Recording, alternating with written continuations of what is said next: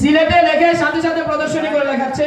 আর এটা হলো তারা মুখস্থ লিখছে, যে এখানে সামনে আপনাদের সামনে দেখে ভয় পেয়ে এরকম নয়, তারা মুখস্থ লেখে সরাসরি আপনাদের সামনে দেখিয়েছে। আমি আশা ব্যক্ত করবো ইনশাআল্লাহ আপনারা তাদের জন্য দোয়া করবেন, যেন একদিন তারা কোরআনের হাফেজ এবং আলেম হতে পারে, সেই দোয়া আশা কামনা করছি। সকলে দোয়া করবেন, আমিন।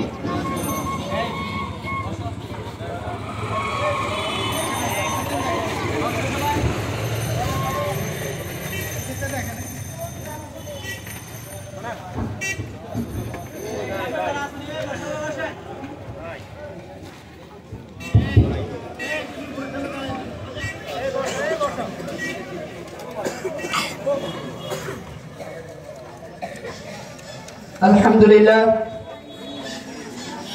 মুহতারাম হাজিরিন, আমাদের মাহফিলের মূল অধিবেশন চলতেছে। আমাদের কাঙ্ক্ষিত মেহমান, বিশেষ আলোচক হযরত মাওলানা মফিজুল ইসলাম চাঁদপুরি সাহেব আমাদের সামনে উপস্থিত আছেন। আলহামদুলিল্লাহ, এখন আমাদের সম্মুখে মূল্যবান কোরআন ও হাদিস থেকে তাফসীর পেশ করবেন